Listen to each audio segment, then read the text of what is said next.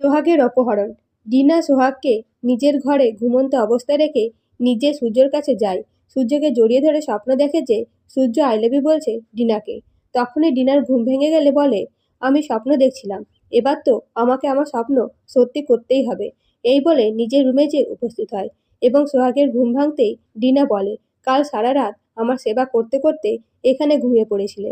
তখন সোহাগ বলে, ঠিক আছে, এবার আমাদের রুমে যাই।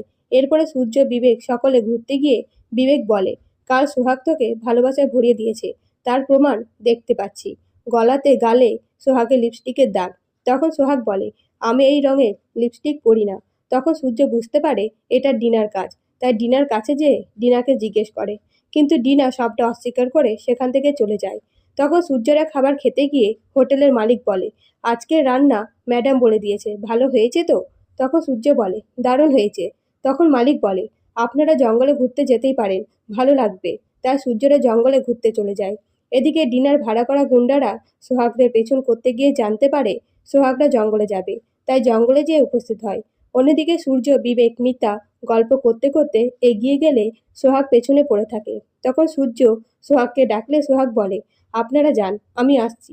এই বলে গাছপালা দেখতে থাকে মুগ্ধ হয়ে। তখন সূর্য বলে, কথাশিল্পী এখন প্রকৃতিতে মেতেছে। এই বলে হাঁটতে থাকে। সেই সুযোগে ডিনার লোকেরা সোহাগের মুখ চেপে ধরে, কিন্তু সোহাগ ছাড়িয়ে নিয়ে দৌড়াতে থাকে এবং কিছুক্ষণ পরে লুকিয়ে পড়ে। তাও গুন্ডারা সোহাগকে দেখে ফেলে, অপহরণ করে একটা গোডাউনে নিয়ে যায়। অন্যদিকে সূর্য সোহাগকে অনেকক্ষণ দেখতে না পেয়ে খোঁজাখুঁজি শুরু করে। তখন দেখে কয়েকজন বাচ্চা একটা জিনিস নিয়ে ঝামেলা করছে। তখন সূর্য জিনিসটা দেখতে চাইলে ছেলেরা দেয়। তখন দেখে সোহাগের নূপুর। তো বন্ধুরা, সোহাগকে কি খুঁজে পাবে সূর্য? অবশ্যই কমেন্ট করে জানাবেন আপনাদের মতামত। ধন্যবাদ।